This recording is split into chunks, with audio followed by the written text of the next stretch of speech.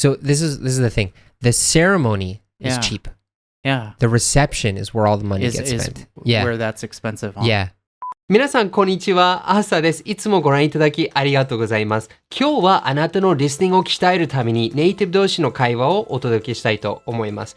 いつも通りに僕とアメリカ人の友達のオースンさんとの対談になるんですけど、今回は日本とアメリカの結婚式の違いについて話すことになりました。でも結婚式だけではなくいろんなことをお話ししました。日本とアメリカの価値観の違いとか子育てに対する考え方とか見方とかいろいろお話ししました。いつも通りにあなたのレッスンを確認するために英語の字幕はもちろんあるんですが、自分の理解度を確かめるためにも日本語の字幕も両方ついていますので、ぜひご利用ください。あと今回の会話はメインチャンネルの The Austin and Arthur Show で放送されたものですが、そのチャンネルでは他にもいろんな話があります。字幕はないので自分では確かめられないかもしれないんですけど、刺激的な会話がたくさんあるので、ぜひ機会がありましたらご覧ください。And with that, let's get started in the conversation. Push! 乾杯. Man, if only our viewers heard what we talked about off camera. Yeah. We'd end We're the just show in a becoming minute. old men. Seriously. Back in my day. We could do this, but we can't do this anymore. Okay. Yeah. So, Austin, what are we talking about today? So I thought it'd be fun for us to talk about weddings. Yeah. Because just to add a little bit of personal information, I'm going to Kyoto next week to look at wedding spots. Yes. I'm very excited about it. However, Yui wants to look at, or she wants a really traditional wedding. Okay. And when I mean traditional, I mean Japanese traditional. Okay. Not getting married in a church. So we're looking at like different temples to go to, and I'm still really unsure of like what Japanese weddings look like, but it's completely different. You wear Japanese clothes, you walk in a line, and you drink sake together. Yeah. That's it. I mean, I'm Why sorry. you gotta spoil it for me like that? There are other things you do too. But that's part of it. Why you gotta spoil it? But yeah, so like she was showing me pictures of like what we do, and it's like, so she wears kimono and I wear like a hakama. Hakama. That's what it is. Do you know hakama just means pants? Really? Like that's all it is, because it's like I just wear like, pants, no shirt. Just no, yeah, baby. No, because it's like because in traditional Japanese clothing you don't have pants, so they put the pants on top of their kimono. I see. And that makes it more formal. So it's literally I'm wearing pants that makes it formal. That's interesting. Yeah. But yeah, it's really crazy. So, my concept of weddings is very Western. Yeah. It's like I'm not even religious, but it's like the idea of like not being married in a church is foreign to me. Yeah. You know, it's just where you go to have weddings. Yeah. In Japan, that's where you go to have weddings too. I mean, fair. Yeah, a lot of people. It's actually really like a strange phenomenon that I think, because it's like Christianity is just not a thing here. Yeah. Right. I mean, you'll every once in a while you'll meet Christians, but it's like this country is not religious. Yeah. But people get married in churches. Yeah. You know, as someone who had a wedding in Japan, I can tell you all the stuff. We actually did it on a very, very tight budget. Yeah. So we are too. And that tight budget was like 1,500,000 yen. So 150万 yen, right? So that was okay. But also because Natsumi used to work at the reception hall where we had our wedding reception. So it was pretty nice. Nice. But I'll tell you, dude, the thing that is very different from American weddings, at least I can only speak for American weddings, is just how scripted everything is in Japan. Yeah. And it's weird. Like you have like a wedding announcer that is like the MC to make sure everything happens on the dot. And just like, you know, in Japan, you have a culture of announcing every moment, like at the cashier. Stop. No, I'm serious.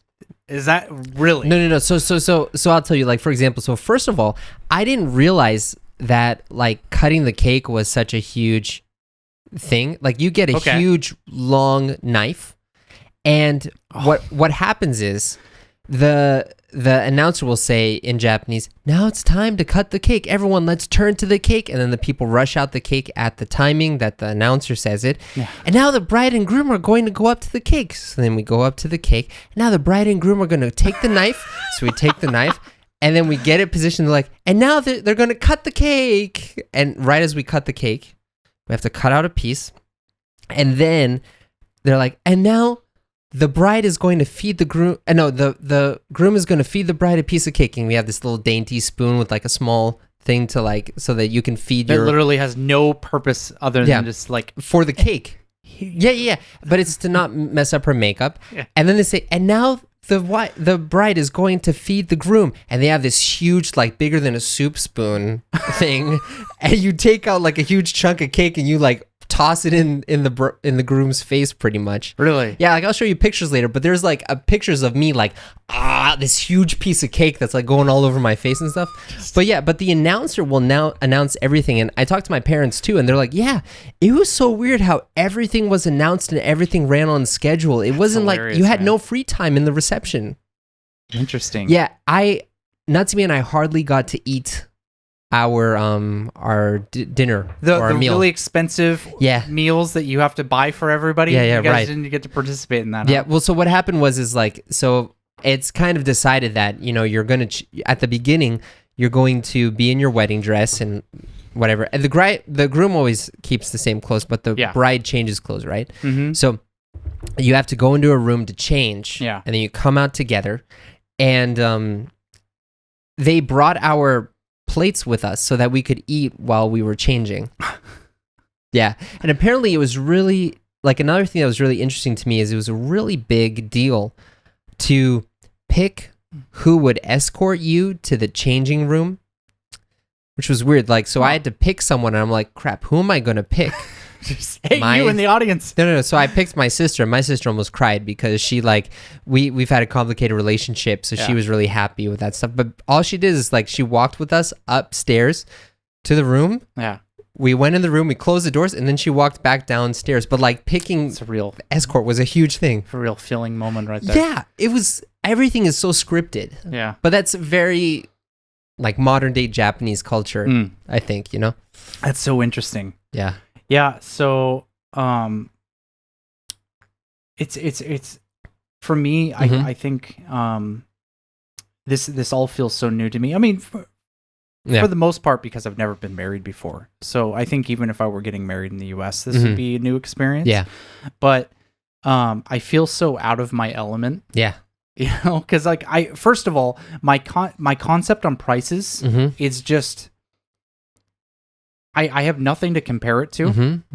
So when we first talked about getting married, first I'm like, oh my God, this is gonna be so expensive. Yeah.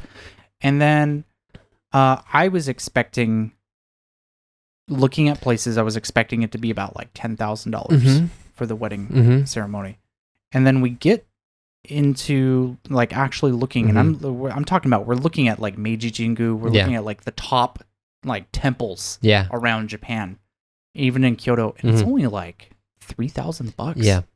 So this is the thing. The ceremony is cheap. Yeah. The reception is where all the money gets spent. Yeah. Where that's expensive. Huh? Yeah. So like for us, what we did was one of the reasons it was so cheap for us was because we did our ceremony at the church that I attended. Yeah. At the time, and that was just across the street from the wedding reception. Oh, okay. Place. It was good. But yeah, so we were able to have our wedding ceremony for free. Oh, that's so and nice. that was nice. Yeah. But all of our cost was because of the reception. Yeah, they come out with the wedding planner with you, comes out with this huge book of like 50 pages of things to fill out and stuff. Ooh, but wow. in the end, dude, like the one thing that's similar between Japanese weddings and American weddings, I think, is that it's about the bride. It's her day. I mean, you let her plan. You get out of the way. Yeah. Like that's, if she asks you which one should you do, you just figure out what she wants you to answer with, and you just answer that way. Yeah. That's the same. Yeah.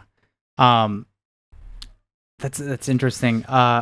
Another thing that I've noticed, it's not entirely different, because giving the bride and groom gifts is still something you do in Western weddings. Yeah. But there's a very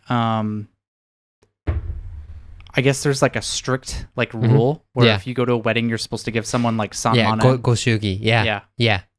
Yeah. So what's it like in the United States? Well, usually the bride and groom will have like a wedding list. Yeah. Right. It's like, here's stuff that we would like for our new life together. Yeah. And then you get something on the list. It's to allow somebody a flexible budget. So maybe they can't afford like a washing machine, but they can afford to get like a new dinner set for them. Right. And it also helps the bride and groom so they're not getting like duplicates. Like they're not having like 8 people come and giving dinner sets. Yeah. That would just be a waste of time and money for them. So it's kind of nice, but like I'm not gonna lie, like the money thing's pretty nice too, because then it's like you just do whatever you want. Dude, all the money that you get is gonna go to the reception. No, I'm not kidding. So like what's happened now. So like in the States, I kind of like it because you create a wish list of items that you want for your life together. So people will be contributing to that. But in Japan, and also I heard in China too, it's the same thing. Oh, really? But you have a habit of just giving money. But because of that, when someone else subsidizes the cost of something, the price goes up. Yeah. So because of that, Japanese weddings tend to be like 20 to 30% more expensive than they are in the States. Oh, really? And yeah, so almost all of our goshugi money went to pay for the reception. Yeah. So the reception knows everyone's going to be giving some yen. Yeah. And so they kind of price things in accordance with that. So I really like the American system where, you do have to pay for the reception yourself, but you also get all these nice actual items that you really want, But to be fair, I'm okay with just not getting items because my apartment is packed. Dude, it's so crazy. We will leave that for another another time. That's dangerous territory, man. That's dangerous territory. It's a good life, but it's we just started living together the past month, and things are going great. Yeah, really great. I'm so happy. But it's different living with someone compared to living. Yeah, but we'll. Pretty soon, that's good. That sounds like it's going to turn into a complaining session, so we'll turn to that. It's just a different experience. Yeah. But so going back to weddings, you wore a tux? I did. Okay. Yeah. Okay. So I have never worn kimono before. Yeah. I only did for the photography session. Oh, really? Oh, so you did wear one? Yeah. So what we did is we took we had 2 photo sessions, one in tux and the dress, and also in the traditional Japanese clothes. And of course, the pictures that are in my family's house are the ones of us wearing the traditional clothes because that looks cool. Yeah. So I'm tepid about the whole situation. Tepid. I think that's the correct word to use. Tepid means like you're not really sure about it, or? Yeah. Okay. Yeah. So it comes from the fact that I think I'm American. Yeah. Where I feel like a fish out of water wearing like another culture's clothes. It's a big reason why I actually it's kind of weird because I wear jinbei, like Japanese pajamas, every day. Jinbei, okay. Every single day. Why not today? Well, because we're doing the show, man. I can't just show up in jinbei unannounced. I have a jinbei too. We could have had jinbei We could have a jinbei party. Why are we... Okay, all right, next time we'll do the jinbei party. Okay. I have 2 different jinbeis, man. Really? You want to match? I got black, I got white. We'll coordinate jinbei next time for sure. But it's funny because I wear jinbei every day. Okay. In fact, I actually took it on my trip to Seattle. Really? Okay. Yeah, I was wearing jinbei at my parents' house in Seattle. I love jinbei. It's the greatest invention ever. I don't know why it's not spread across the entire world. Yeah. But I feel very comfortable with that. But as soon as we get into like yukata or kimono, I start feeling like I've had this conversation with people. It's not cultural appropriation, but it feels weird. Dude, that's just your what this is this is your white guy. I'm afraid for the critics. Yeah. Right. Because I mean, you're probably right. I get it because if you were to do that in the States, people get super angry at you. Like, where are you appropriating like Japanese culture? Yeah. But like, so one time actually, I have a friend who is up until COVID, she was an Airbnb experience. Yeah. person who would do photography sessions with people wearing kimono. Yeah. And for some promotion, I joined and we put on a kimono. So if we walked around, I'll tell you, so many of the local people in like we were in Shitamachi in Japan. Yeah. So many local people, especially the guys, looked at me like, "You're so good." Yeah. And they were really complimenting me a lot. And I was like, that was great. Yeah. To be honest, I've had exactly the same experience when I've worn yukata before. It's like the way I would equate it is I saw a guy at my gym wearing a UW jersey. Okay. And I got really excited, and I've never met this guy in my life, but I walked up to that guy and was like, "Did you go to the UW?" He's like, "Yeah, I went there for 6 months." And I'm like, "That's awesome. I'm super happy." It's just like it's tribalism, right? Where you're able to connect. And it's like, "Oh, you're part of my tribe." Yeah. You know? And I think that's really cool, and I understand that, but man, I just can't break the guilt. Yeah. Yeah, dude. Well, so like it's really interesting because in in the MFA, the Museum of Fine Arts in Boston, they actually have a very impressive Japanese art section, by the way, which is pretty cool. And they actually have a section dedicated to Japanism, which was kind of a movement that actually influenced Van Gogh about the West's interest in Japan. Yeah. And Monet actually made this really beautiful painting of his wife in a kimono, in a bright red kimono. I heard they briefly were really popular in Europe. Yeah. And so he took he painted his wife wearing this beautiful red kimono, and it's this huge painting. It's probably like 2 meters tall, right? Yeah. It's huge.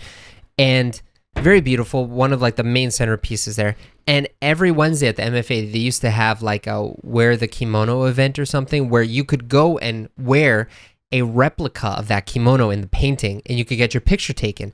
And all of these Asian Americans showed up doing protests saying, "Stop appropriating Japanese culture." See, that really disappoints me. Yeah. I really feel like, I mean, we're getting into a really deep concept, but we've talked about this before too, so I'm stealing your ideas also, but it's not appropriation to me. It's appropriation if you're using it to like make fun of the culture. Yeah. But if you're doing it in admiration of it, that shouldn't be appropriation, right? Yeah. Yeah, but that's the reason why probably you feel this kind of white guilt or whatever. Definitely. But it's that whole thing has kind of opened me up to the sense that I have a huge drive to become more Japanese now. Okay. That's really motivated me in the past. What do you mean become Japanese? Well, since I've lived here, I've really clung to my American identity. Yeah. And I've always told myself, I plan on living in Japan forever. That's always been an end goal for me. I've never not thought that. But I've always thought I am going to be an American in Japan. I am slowly learning the language. I try to use it whenever I can. But I will always try to cling to my American identity. I don't want to lose that. I love being an American. Yeah. But just kind of experiencing things and kind of just preparing for this wedding and everything, and just kind of living with Yui, because Yui's a really traditional Japanese woman. She's like, her favorite thing is like, she loves kendo and shodo. Really? Yeah. So Nice. we're talking like, when we have kids, because I mean, she wants to maybe not quit work entirely, but kind of go to like a more part-time thing once we start having kids. And she wants to be a shodo teacher, like a calligraphy teacher. Nice. When she's more part-timing. And so that's the kind of woman she is. And just being around her is like really inspired me to just like kind of get in touch with like my Japanese side. Yeah. And just kind of like embrace like I said, becoming more Japanese here. Yeah, no, I get that. For me, maybe like the reason why I started to learn Japanese and I wanted to move here was because I wanted to be like a manga artist. I just didn't like reading it. I wanted to draw, right? Yeah. But after that, I realized there's a lot of like beauty and depth in the traditional culture and the background here that, I mean, you don't really see so much in modern day Japan nowadays, but it's still there. It's just not in the front. It's kind of underneath a few layers of influence. But yeah, I mean, that's something that I've always really liked. And, you know, now for me, you know, I have a son who's 2 years old now. Yeah. And I'm thinking about how can I raise him not to be just American, but how can I raise him to be Japanese and like kind of get the balance of both? And, you know, for me too, like, you know, on my main channel, I teach people English, and a lot of people learn English to escape Japanese society. But what I hope happens is through what I'm doing is that people will see their Japanese culture through a different light, like it, get more interested in it, to share it with people from all over the world. So I'm very happy to hear you say that. Man, it's funny. It's funny how similar we are and how different we are sometimes. You're ginger, I'm not. See how it is. Are you calling me soulless? No one's gonna understand that except for us. Gingers have souls. But no, it's funny because I completely agree. So the main reason why I became an English teacher and moved to Japan was because when I came here, when I was a high schooler, I fell in love with this country. And I felt like it was my obligation for experiencing that to do the same thing with people here in Japan, to teach them all about English and show them American culture. Not so much so they fall in love with America, but so that they appreciate the country that they're in. Because especially you talk to a lot of people here, and it's like, yeah, I'm in Japan, but you know, I want to move to Japan like sucks. Paris, I want to move to America, or America or Australia or all these other places. And especially here in Tokyo, you talk to a lot of people here, and they kind of think that Japan's just like this kind of whatever country, and it's like, well, yeah, there's some things that suck here for sure. Yeah, but like it's also a really incredible place. Yeah. I mean, so that's the reason why you and I still want to live here, you know. And you know, one of the things that I think, especially with modern Japanese culture, that I kind of like, that's not for everyone for sure. Yeah, going back to the weddings thing. Yeah, is kind of the scriptedness of everything. Because so when I go back to the States, sometimes I just don't know how to interact with people now because things are changing so fast, right? That's fair. Yeah, but like in Japan, it's like, okay, well, you're supposed to do this, you're supposed to do this, and if you're out of line, if you look around you, you'll realize it, and you kind of like, there's like a decided way to do things. So, you know, if you fit that, you can do it. If you try to fit that. Yeah. Now, someone like my sister, who doesn't like to fit into the rules, she likes New York a lot because she actually told me, she said, you know, I like New York more than Tokyo because if I was in New York and I was crying, no one would pay attention. And I was That's such a weird thing. Yeah. No one would care here either. Yeah, but what she meant is like, you know, in Japan, there's so many unwritten rules about like behavior and stuff. Like you're supposed to act this way. Yeah. And if you like talking on the train, that's a big one. Yeah. If you're talking on the train, everyone will be thinking, shut up, shut up, shut up, shut up, shut up. No one will say anything. Yeah. But they'll be thinking that because you're breaking an unwritten rule. Yeah. So for me, as someone who can understand those rules and goes into those rules, I'm fine with that. But some people find that stifling, but I don't know. There's something comforting about it. Yeah. No, I see where you're coming from. I feel like I would probably align a little bit more with your sister because I've never been a person that follows the rules in my life. Yeah. I used to get in trouble all the time with my parents. I used to get in trouble at school. Like even coming here in Japan as an exchange student, I had to wear the uniform, but I wouldn't really wear the uniform. Oh yeah, you told about the buckle. I would always have accessories on.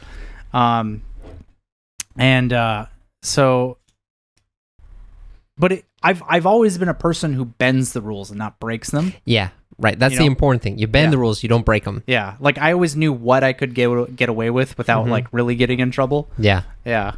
So, dude, speaking of that, because like we're going back to the like weddings have all these rules and stuff. Like, do you have any other questions or anything about weddings? So here's a big one. Yeah. I had a conversation with my family when I went back to Seattle, and I want to hear what your opinion on it. Okay. This is so. Okay. I've had several discussions with Yui about starting a family right now. Okay. And so, yeah, we're starting a family. Like I want a kid. I'm 32 years old. She's 27. And it's like, the longer we wait on this, the more chances of like complications or something happening. And, I'm at that time in my life where I'm ready to have kids. Especially I see your kid all the time. Dude, Lewis is so awesome.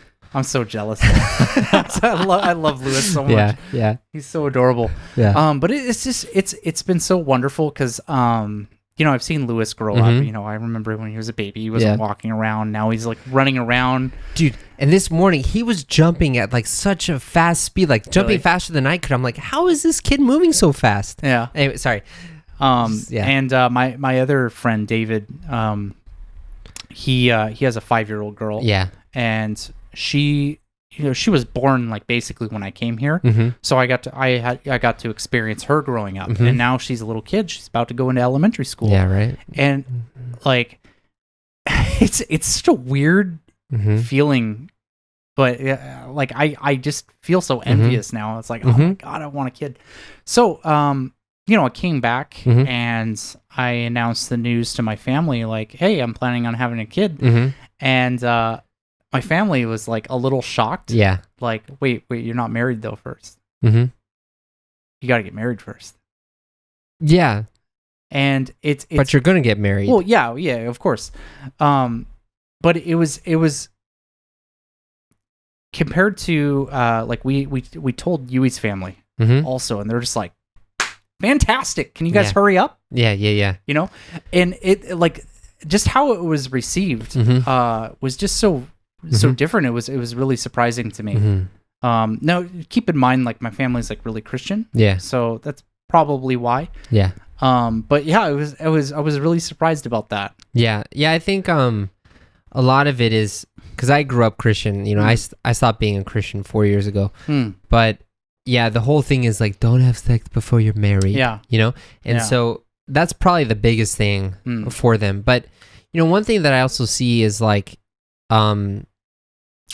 there's less of an emphasis being put on reproduction, on starting the next generation of having kids and raising kids.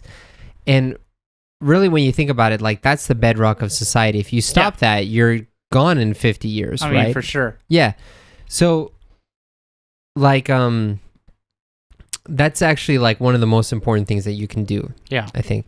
But as far as like a lot of people talk about how, I don't have enough money for kids or something. But especially for the first like 3 years until they go to school. And if they go to public school, it's not that bad. If they go to private school, then you start paying more. Yeah.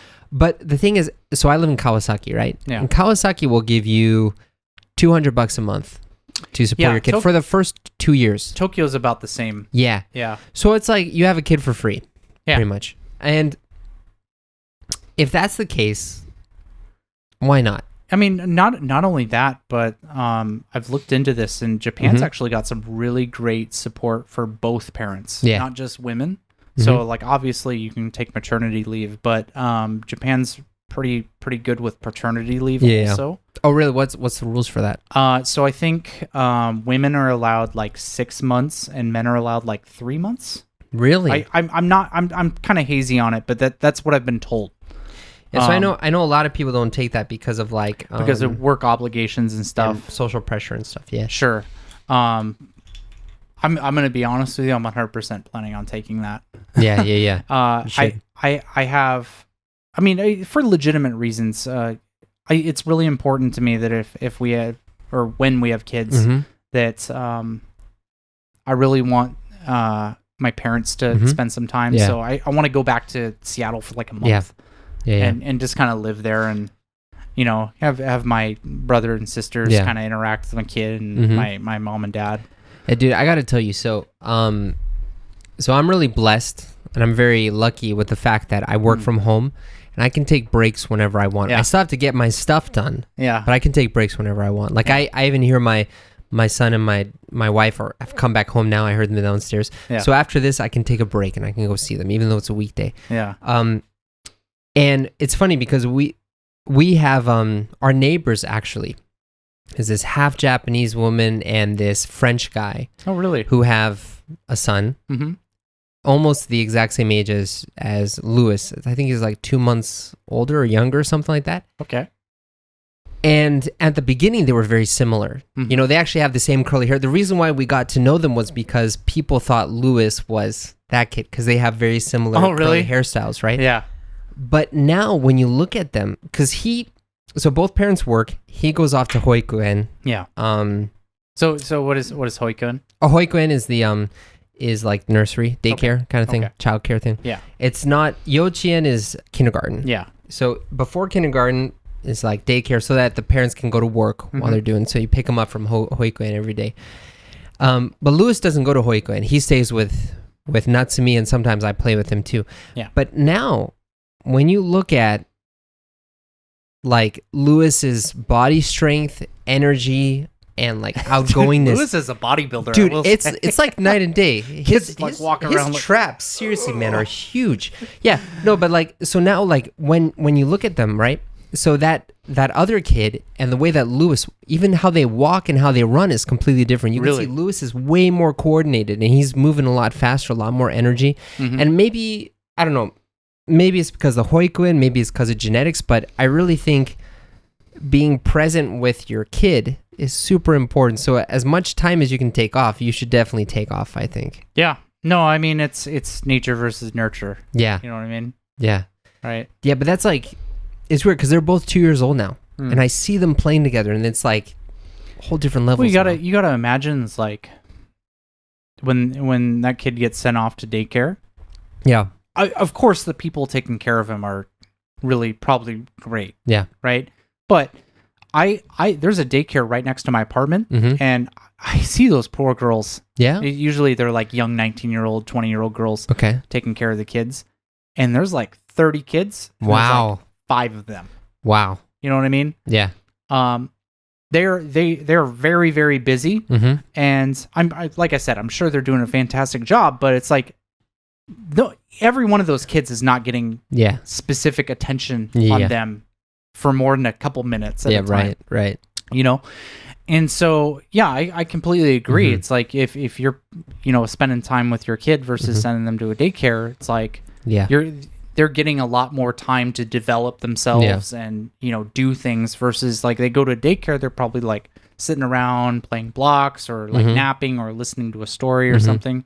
Still good, but it's the level of development is probably a lot less. But the good news is that in Japan, at least that is free. In America, you have to pay for that. Yeah. So, anyways, I think this is a good place to end. We finished our sake. I'm really disappointed. This is great. Dude, yeah. We can go down. So good. I'll walk you down. We can get one for sure. You can bring this back to Yui. Yui loves sake. She would love this too. Yeah. So. I mean, I already finished, so you have to finish your last just sip. All right. I'll see you next week. Yep.